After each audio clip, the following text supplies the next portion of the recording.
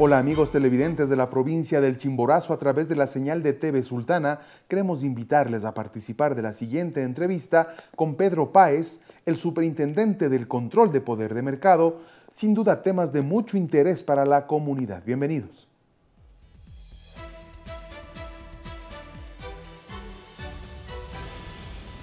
Doctor, muchas gracias por haber aceptado esta entrevista. La Superintendencia de Control de Poder de Mercado, 2 años y medio en el mercado, por decirlo de alguna forma. Así es.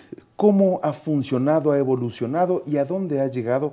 Más que nada para que la ciudadanía conozca cuáles son sus parámetros de acción y cómo puede la ciudadanía en general apoyarse en esta institución para, como consumidores, verse protegidos, respaldados, apoyados y no abusados. Bueno, no solo como consumidores, también como productores, como emprendedores, los ciudadanos tienen derechos. Y usted lo menciona muy bien, en estos 2 años y medio el papel fundamental de la superintendencia ha sido posesionar estos nuevos derechos, tanto de consumidores como de emprendedores, que antes no se los tenía en cuenta, ¿no? ¿Quién se encargaba antes de calificar, regular, controlar? Ese era un problema. Usted es consumidor, usted es productor, usted es un organismo que tiene poder de mercado. Bueno, mire, lo que estamos nosotros realmente articulando ahora es un esfuerzo nacional para organizar el control ciudadano, ¿no? Y en ese sentido es un problema de autodefinición, tanto como consumidores como productores, sobre el poder que tienen las grandes empresas en el mercado. El poder de hacer las cosas bien, pero no siempre funciona así. No siempre funciona así. Básicamente la definición del poder de mercado hace referencia a la capacidad que tiene una empresa con cierta impunidad de poner los precios que les dé la gana. En el caso del Ecuador, la estrategia predominante, a diferencia de lo que pasa en los países del norte, ¿no es cierto?, en los Estados Unidos, en Europa, en Japón, que le apuntan a mejorar sus ganancias sobre la base de aumentar el margen de ventas, de aumentar el tamaño del mercado. En el caso del Ecuador es predominante el apuntar a las ganancias sobre la base del aumento de los precios. Y eso solamente lo puede hacer una empresa que tiene poder de mercado. Una pequeña empresa, una mediana empresa, no puede poner los precios que quiera, no puede imponer calidades porque está dada a la competencia precisamente. La falta de competencia en el estrato, en la cúspide de la pirámide, ¿no es cierto?, es lo que permite que en el Ecuador prime, ¿no es cierto?, el aumento de los precios, es decir, más inflación, aunque eso signifique menos producción, menos ventas, es decir, menos generación de Producto Interno Bruto, menos generación de empleo, menos efectos multiplicadores sobre la economía basados en las relaciones proveedor-cliente, ¿no? Pero ese ha sido el modus vivendi del capitalismo leonino. Eso ha sido precisamente, ese es el modus vivendi del capitalismo del subdesarrollo. A diferencia de lo que es el capitalismo desarrollado, en el que hay más bien un esfuerzo por bajar los precios para aumentar los mercados y sobre la base de la masa de ventas, ¿no es cierto?, obtener ganancias. Y eso significa obviamente una permanente innovación tecnológica, eso significa más empleo, más producción, más multiplicadores, que es lo que caracteriza al capitalismo del desarrollo. No le van a criticar diciendo que está contra el capitalismo, entonces. Lo que creo es que es importante en esta fase de cambio que está viviendo el país, ¿no es cierto?, el que podamos sacar lo mejor posible del mercado. No hay que hacerse tampoco ninguna ilusión respecto a que el mercado sea una panacea y menos aún que el capitalismo sea una panacea. El pueblo conoce, ¿no?, la plata llama a la plata y la propia dinámica de la acumulación capitalista genera una lógica de concentración permanente, de concentración cada vez mayor. El problema es que nosotros heredamos una matriz histórica de tremenda concentración, de tremenda monopolización del poder económico y político. Y sobre esa base de la concentración y las posibilidades de abrir oportunidades para otros emprendedores se asfixian de manera sistemática, permanente. La tarea que estamos trabajando ahorita, creando esta nueva esfera de soluciones en el mercado sobre la base de los derechos del consumidor y de los derechos del productor, es precisamente establecer otro tipo de dinámicas en el mercado, ¿no? Es decir, un mercado que se oxigene sobre la base de la competencia, una competencia sana que provoque la innovación, que provoque una gerencia cada vez más eficaz basada en el mejor servicio, el mejor producto, el mejor precio para la gente, buscando un espacio de ganar-ganar que aquí en el Ecuador ha estado muy poco explotado, ha estado muy poco desarrollado, precisamente por estas estrategias rentistas de este capitalismo leonino al que usted hacía referencia. Antes de hablar de los compromisos de cese, que es, digamos, el resumen de lo que se podría hablar de este diálogo nacional que se está llamando, valga también la oportunidad para resaltar que eso se está haciendo desde la superintendencia, pero ¿cómo a nivel poblacional, a nivel provincial, a nivel de comunidad podemos describir a los operadores económicos con poder de mercado, que son los que ustedes controlan y que muchas veces hay un hilo muy finito que no se sabe cuál es la diferencia entre un grupo de ferreterías y una familia y cuando pasan a ser operadores de mercado? Usted me decía que el tema de los precios. Operadores somos todos en realidad, ¿no? El problema es cuáles son los operadores. Hay una gran diferencia y yo no creo que sea tan sutil la diferencia.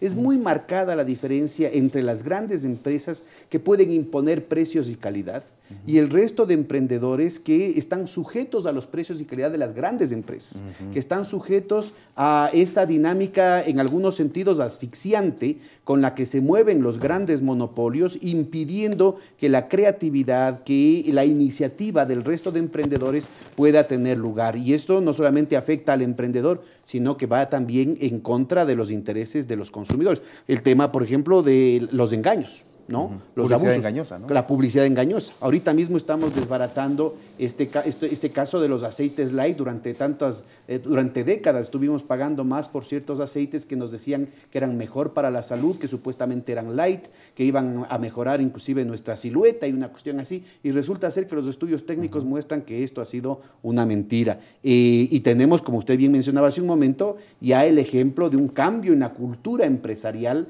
que como una muestra de responsabilidad social corporativa se está acogiendo a los programas de amnistía que tiene la superintendencia.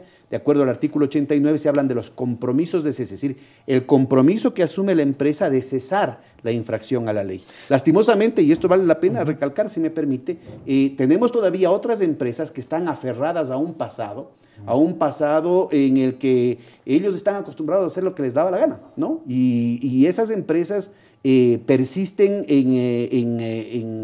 con testarudez, ¿no es cierto?, en hacer problemas, en resolver las cosas o en plantear las cosas sobre la base del litigio. Entonces, lo que usted mencionaba hace un momento, sobre todo en provincias, es muy importante reconocer también que una de las dinámicas que favorece la concentración bicéfala, ¿no es cierto?, del acontecer nacional, sobre todo en Quito y Guayaquil, tiene que ver también con esta estructura tremendamente polarizada, con las grandes empresas que se han perpetuado la concentración del poder económico y político. Podríamos hacer una lista de las principales infracciones que están sujetas a estos compromisos de cese y que ustedes tratan de mediar con los operadores económicos. Yo le doy un ejemplo, hablamos sobre el tema de la especulación, el tema de la publicidad engañosa. ¿Cuáles otras? Enlistemos cuáles son los problemas. Nosotros hemos hecho énfasis desde el principio en tratar de resolver siempre las cosas por las buenas. Por eso, en 2 años y medio, un poco más de 2 años y medio, hemos hecho más de 720 talleres nacionales, más de 50 talleres internacionales. Estamos haciendo ya 5 congresos, que es otra modalidad mucho más participativa. En el último, que fue precisamente sobre periodismo, sobre la comunicación social y el poder de mercado, en la ciudad de Cuenca estuvieron más de 2.500 delegados en términos presenciales y más de 800 nos siguieron a través del internet. El siguiente congreso va a ser en la ciudad de Esmeraldas y vamos a discutir los problemas del mercado en el campo de la salud, y ese va a ser un tema muy importante por el tema de las medicinas, por el tema de los seguros, por el tema de la atención en los hospitales, y que va a articular una nueva forma de organización social que está contemplada en la Ley Orgánica de Participación Ciudadana, que son los observatorios ciudadanos. Todas las facultades de medicina, farmacia, enfermería del país, todos los dispensarios del Seguro Social Campesino, por ejemplo, van a estar articulados en una red de redes que va a permitir una conversación de muy alto nivel, una conversación muy rigurosa de parte de los especialistas en el tema para descubrir dónde están los problemas y continuar profundizando ese diálogo al que hacíamos referencia hace un momento, que puede llevar sobre la base del diálogo a compromisos de cese para evitar las multas, ¿no es cierto? Es decir, que puede haber otro tipo de infracciones todavía no descubiertas. Exacto, exactamente es el punto. Entonces, que la ciudadanía no se engañe, ¿no? La superintendencia, a la superintendencia no le va a temblar la mano el momento de poner una multa, ¿no es cierto?, si es que hay los méritos del caso y se han agotado todos los medios para resolver las cosas por las buenas con los compromisos de cese. Pero todas estas infracciones, como el caso de la salud, están atentando contra cuestiones pero sagradas, ¿no?, la vida de la gente. ¿Cómo puede llegar, como está sucediendo y de manera masiva y generalizada, ¿no es cierto?, a traficarse con el dolor de la gente, con la vida de los seres queridos? Entonces tenemos que poner un pare y, como dice el presidente de la República, poner al ser humano por encima del capital, y este es un problema de todos. Olvidémonos de esa visión paternalista y estadocéntrica de que es el papito Estado el que resuelve las cosas. No es la superintendencia, es la ciudadanía organizada en los comités de usuarios, en los observatorios ciudadanos, en las asambleas productivas populares que se están dando en todo el país a nivel de parroquias, a nivel de cantones, a nivel de provincias. Y son estos congresos los que van marcando, ¿no es cierto?, las necesidades de profundizar un diálogo para encontrar soluciones. Doctor, tenemos un minuto. Un criterio político. Se habla mucho de la polarización de la sociedad ecuatoriana porque nos estaríamos enfrentando ricos contra pobres. Usted nos ha hablado de una cuestión netamente técnica. Sin embargo, surge esta confrontación política que la estamos viendo, la estamos viviendo. ¿Cómo lo analiza usted desde su perspectiva de poder de mercado y desde lo que hemos hablado, un capitalismo leonino versus una redistribución o distribución, por favor? Bueno, desde el principio hemos estado llamando atención sobre el hecho de que hay una minoría muy, muy pequeña que ha estado controlando lo fundamental del aparato productivo y está controlando las condiciones del mercado en todo el país. Y esa concentración ha dado lugar a una polarización, una verdadera guerra de clase de esa minoría en contra del conjunto de la sociedad. Una guerra que ha estado silenciada, que ha estado camuflada sobre la base de mecanismos muy sutiles y muy hábiles, muy sofisticados de publicidad, de manipulación ideológica, de manipulación cultural. Esto de aquí empieza a romperse justamente el momento que la ciudadanía empieza a asumir y a construir sus propios derechos y al mismo tiempo va creciendo, como seres humanos va creciendo en dignidad, en responsabilidad, en organización y en conciencia. Es esto lo que está provocando muchas chispas ahora y se quiere revertir. Este no es un problema ni del gobierno ni de la oposición, no es un problema ni de izquierdas ni de derechas. Son conquistas ciudadanas. ¿O es que la gente va a dejarse una vez que cambie el superintendente o el alcalde o el ministro o el presidente o el asambleísta, va otra vez a permitir que le vendan medicamentos caducados? Eso es una infamia. Y la gente ha crecido precisamente dando un salto cualitativo en el hecho de que ahora se está fijando en la fecha de expiración. Entonces no solamente son derechos, son también responsabilidades. Es el hecho de que la gente tiene que empezar a defender la economía, la salud de su familia, de su comunidad. O es que después, por una razón política, electoral, ¿no es cierto?, vamos a permitir que la gente, que nos sigan imponiendo, no sé, pues, alimentos que nos venden, nos comen el cuento, nos meten gato por liebre diciéndonos, por ejemplo, que son aceites light, cuando en realidad ya no lo son. O es que la gente va otra vez a regresar a la época en la que no teníamos el semáforo, por ejemplo, en el caso de las etiquetas. O es que la gente va a permitir que nuevamente vuelvan a robarle con los precios, como pretendieron en el mes de marzo con la espiral especulativa que pretendió detonarse con el pretexto de las sobretasas arancelarias y que precisamente la formación de más de 1.600 comités de usuarios en todo el país logró parar en seco, dejando sin piso el siguiente episodio de desestabilización que se pretendía con los rumores totalmente falsos de que el país estaba a punto de una quiebra bancaria, de que iban a congelar los depósitos y que ahora tiene un segundo momento que están diciendo también de manera totalmente infundada que el banco fulanito va a quebrar, que ni sé qué, que ni sé cuánto. Esto forma parte no solamente de un interés de generar ganancias espurias justamente sobre la base del poder que tienen ciertas empresas para hacer lo que les da la gana en el mercado, sino que también forma parte de una agenda especulativa, de una agenda desestabilizadora que manipula los mercados, rompiendo con los derechos que tienen la gente para que opere la ley de la oferta y la demanda y haciendo que sobre la base del caos, de la desestabilización, de la desazón, ¿no es cierto?, se generen escaseces artificiales, carestías artificiales para tumbar democracias, para imponer dictaduras, como por ejemplo pasó en el caso de Chile de Allende, ¿no es cierto? Ahí quedó clarísimo que el periódico El Mercurio había estado recibiendo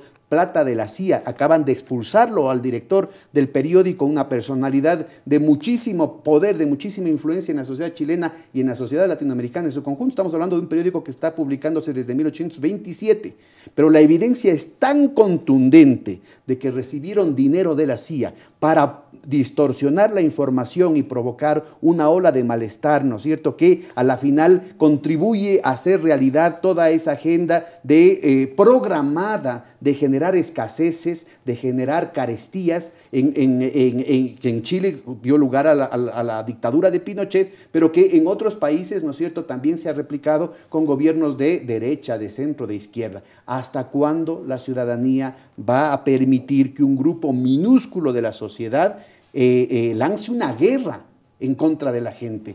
El doctor Pedro Páez, superintendente de control de poder de mercado, una entidad a la que ustedes deben acercarse para conocer estos postulados, cómo poder desde la ciudadanía llegar y hacer que el mercado funcione correctamente en beneficio de todos. Un gusto, hasta la próxima.